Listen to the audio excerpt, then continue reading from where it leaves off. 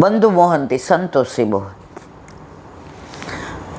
હવે ના પડે એવો દુકાળ પડ્યો. એટલે શરૂઆતમાં તો જે બધું હતું એમ ચાલ્યું, દુષ્કાળ લાંબો ચાલ્યો.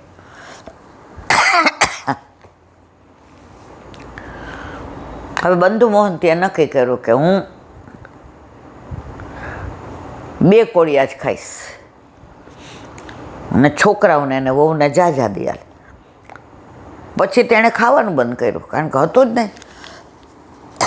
એના પત્નીએ જોયું એ કે હવે હું ખાઈશું, આ 2 છોકરા ભૂખ્યા રહે. જુઓ, હમણાં જ આપણે વૃદ્ધાશ્રમની વાત કરી. આ મા બાપ આવું કરીને મોટા કરે અને પછી મા બાપ જ નડે.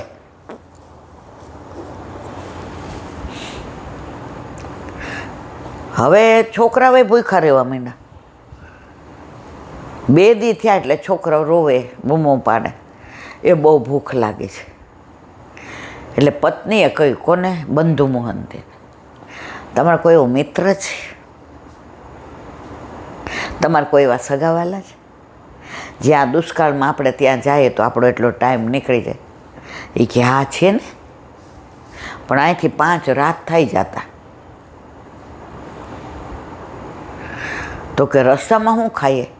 તો એની પત્ની કે રસ્તામાં તો એ કે ફળ મળે, ફૂલ મળે, જંગલમાંથી જઈએ તો જે મળે એ છોકરાઓને ખવડાવશો ને આપણે વધશે તો 2 બોર વધે, કે રસ્તામાં માનો સફરજન હોય કે ઝાડ ઉપર જે હોય એ આપણને મળે. એ કે પણ એ તમારા ભાઈબંધ એ કે 500% રાખશે. મને મારા કરતાં મારા ભાઈબંધ ઉપર વધુ વિશ્વાસ છે. એ કે મને એ કે પાક્કામાં પાક્કું, આના જેવો તો મિત્ર કોઈનો ન હોય. એ કે હાલી નીકળ્યા.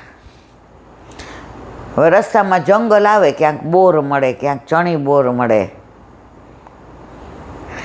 ક્યાંક આંબળ, જે હોય એ ખાઈ લે અને પાણી પીને આગળ હાલે.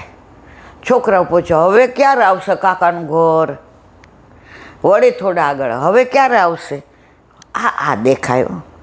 5મે દિવસે પહોંચ્યા. ક્યાં? જગન્નાથપુરી. એ મિત્ર કોને કહેતા હતા? જગન્નાથ ભગવાનને.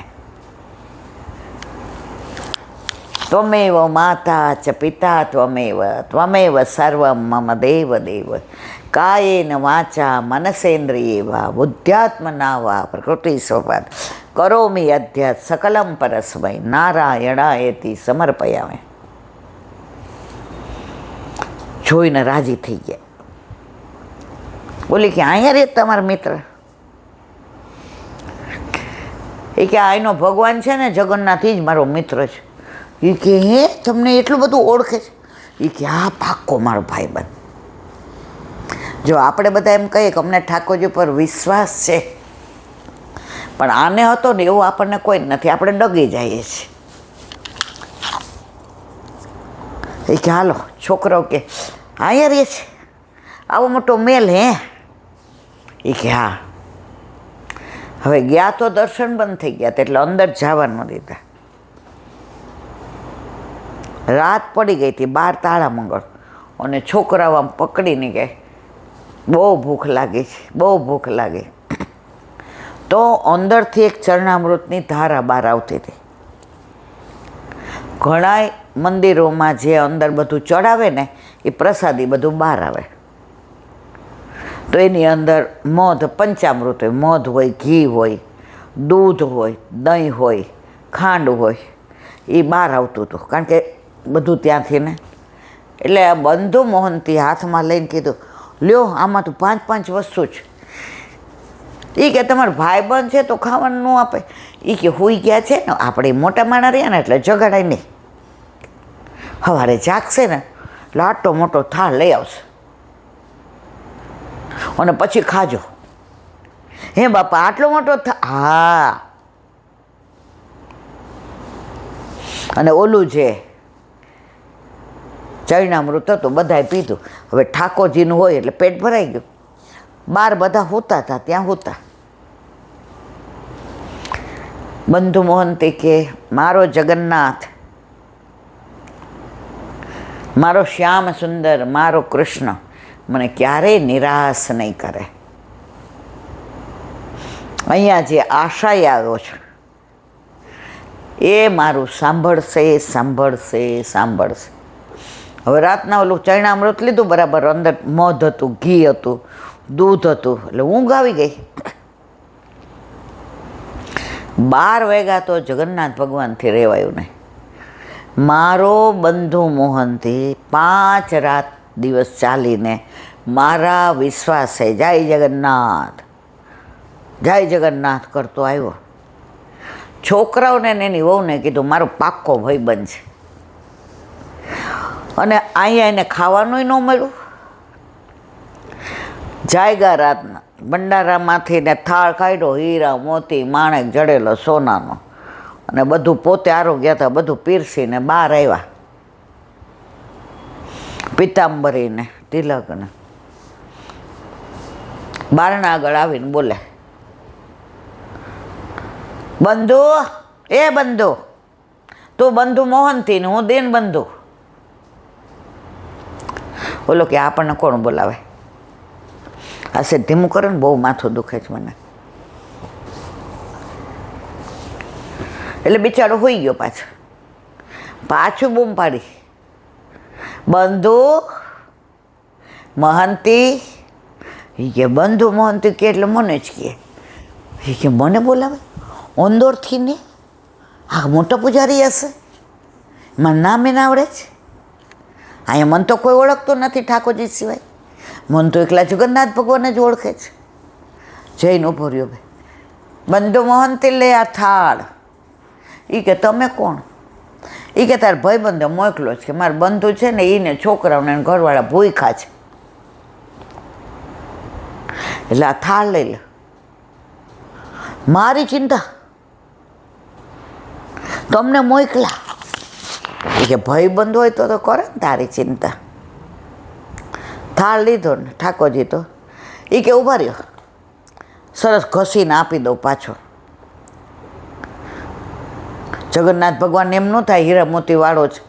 ભાઈ કે ના ના, તું તારે હવાર આપીશ તોય ચાલશે. રાતના તો આજે જિંદગીમાં આવા મેવા ને વ્યંજન ને ધરાઈને ખાધું.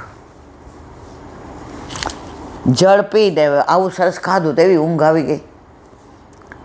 હવે ત્યાં રાજા હતો ને ત્યાંનો પુરીનો, એનો રાણા પ્રતાપ, એ સવારે 4 વાગે કુટુંબ સહિત જગન્નાથ ભગવાનના મંદિરે, એટલે સમાચાર આવ્યા.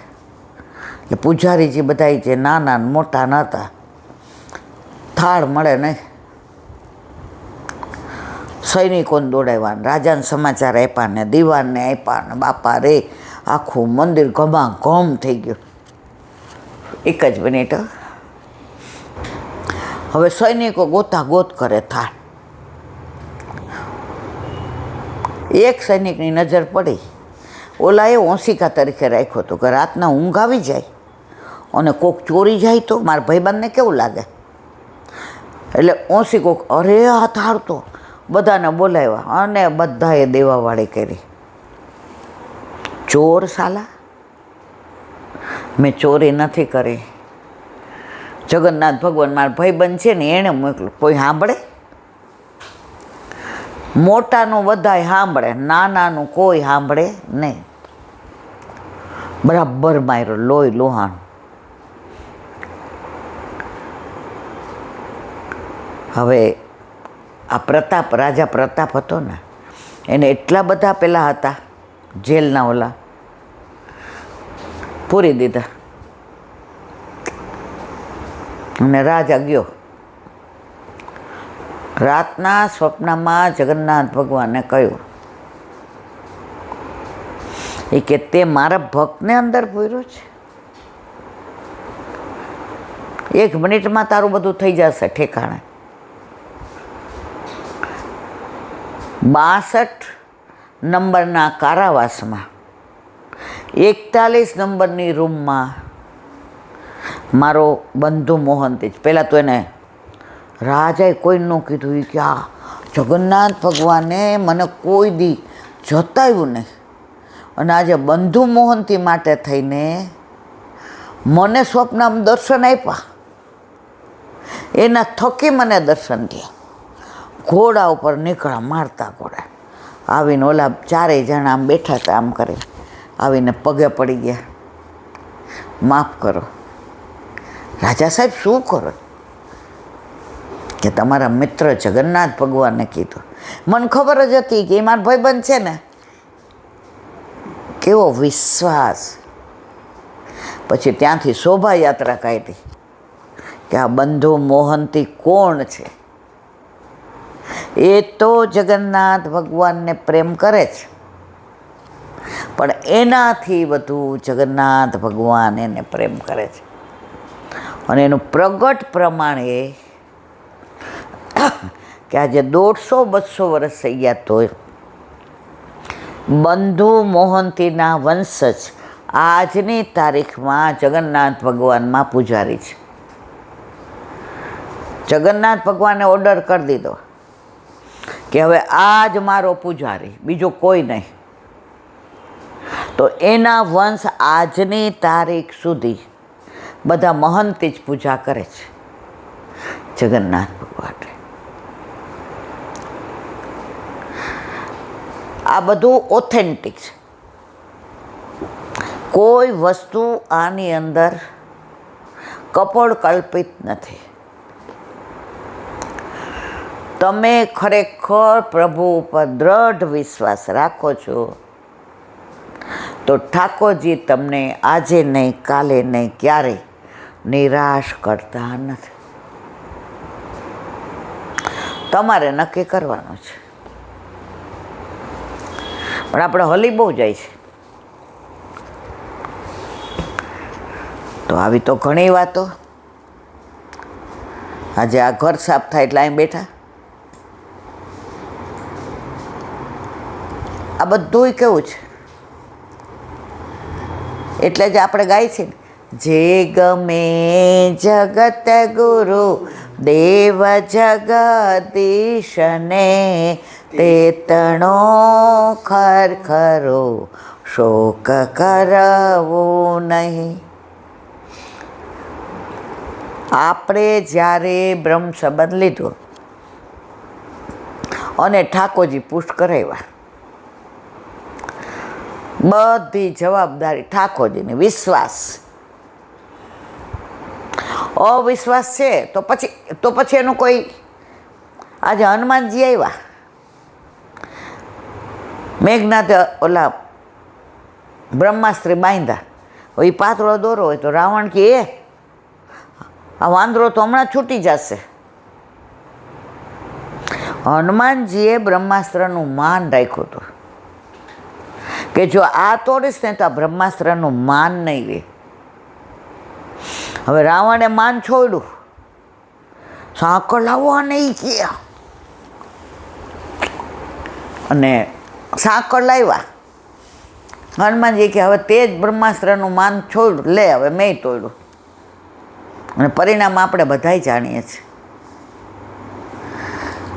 વિશ્વાસ છે ત્યાં વિશ્વ વિહારી આપણી સાથે જ છે. અને વિશ્વાસ ગયો તો ઠાકોરજી કે 84 લક્ષણીમાં તું તાર ફર, મને જરાય વાંધો નથી. આપણે નાના હતા ત્યારે કંઈ આવો વિશ્વાસ નહોતો.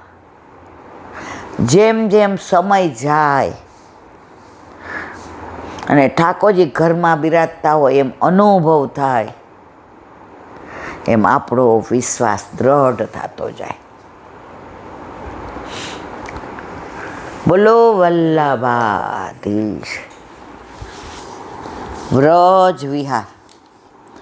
નવનીત પ્રિય શાસ્ત્રીને ભગવત સ્મરણ.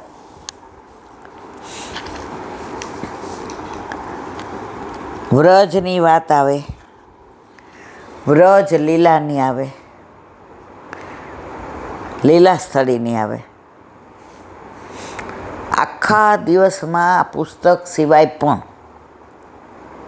ઘરમાં કે કોઈનો ફોન આવે એટલે વ્રજની વાત યાદ આવ્યા વિના રહીને. તમે અમેરિકા ગમે એટલી વાર ગયા હો, કાંઈ તમે એને કોઈ રોજ યાદ ન ઓલતા ને ફોરેન જાય ને એટલે જવા દો. એક બેન મને કે સોનાની જેલ છે, સોનાની ઈલાબેન. મેં બેન અમે 2 વાર જઈ આવ્યા છે. અમે જેલમાં રહી આવ્યા 6 મહિનાના વિઝા રહીને ગઈ ને 15 દિન પાછા ટિકિટ ચેન્જ કરાવી.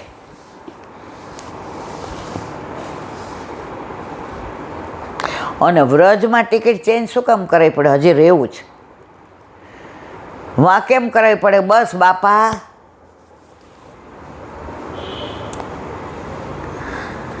આપણે ક્યાંક ગયા હતા ને, એક જણ કહે કે તમે અહીંયા ઓલો $1 નાખો ને તો તમે માગે મળે. મેં કીધું અમને ઠાકોર બધું આપ્યું છે, અમને તો કાંઈ માગવું નથી.